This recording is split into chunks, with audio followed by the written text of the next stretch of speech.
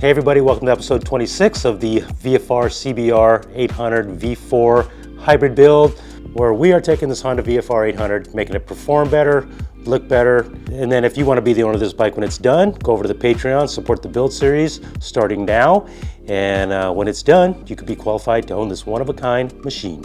Now, if you're not familiar with this bike, it's got the V4 engine with VTEC. VTEC means the valves open up at 6,000 RPMs. All the valves open up, all the power kicks in. It's a V4 engine, so this thing sounds mean. Listen to this.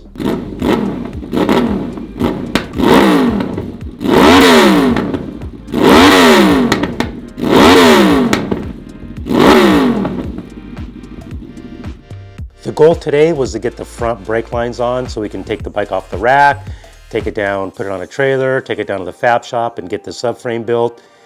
If you've never rolled a bike on and off a trailer without a front brake, it's pretty tricky stuff. So I custom ordered some brake lines today. I'm going to show you those in a minute and go through some things that we're going to take care of today. Let me give you a quick preview of what we've done to the bike so far. Check this out. So up here you can see we have like the current model CBR 1000 fairings going on the bike. Still working that out. We went with a Kawasaki ZX-10R front forks on this thing. Go with the upside down forks. Got its improved braking system. Got some great, nice wave rotors for brakes on the front. Then you come back here. We got all these hand controls on here. Nice billet. And a little bit higher than like the sport bike controls, so it'll be more comfortable for you. Black powder coated everything. Tore it down completely to the frame.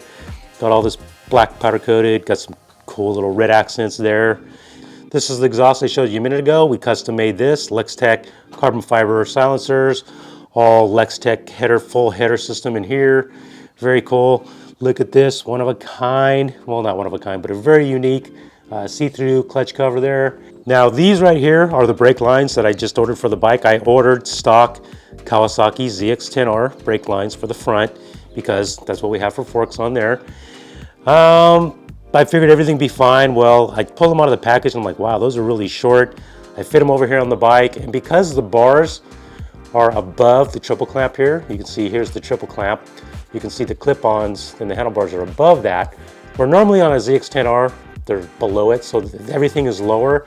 So that's about a good 3-inch distance. So basically, essentially what it means is these brake lines are too short for my use. This back brake line is way too short. So I measured what I really need and I wrote it all down, and I'm gonna order some new ones here. These are about 28 inches. I really need ones that are about 31 and 33. 48 inches for the back. Let me show you why. And that's what we're gonna tackle today, is the brake line for the back is gonna come off right here. It's gonna loop up and around, kind of like the stock one, and it's going to come along here and loop around and go over to the back brake. So what we're going to do today is we're going to make a metal structure that mounts to this hole and this hole right up here, and it's basically going to come up and be like a device that holds the brake line. Otherwise, what are you going to do? You got this chain up here. You can't have, this isn't the brake line, this is the ABS line, but you can't have this thing just kind of flopping around. So we're going to build a device that holds the brake line from here to here.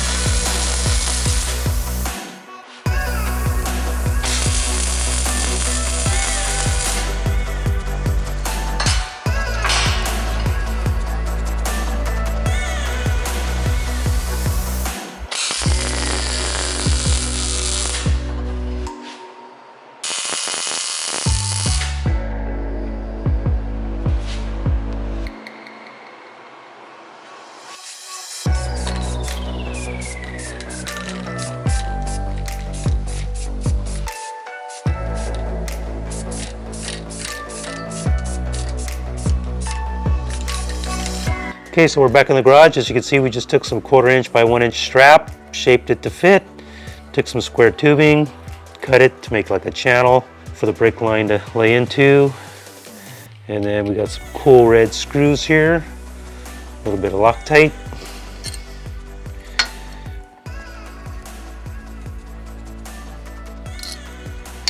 I'm really surprised that these holes came out just right because they're kind of at an angle, so I was struggling a little bit to get the measurement, but I figured I'd just take a gamble and hopefully nail it, and it's perfect.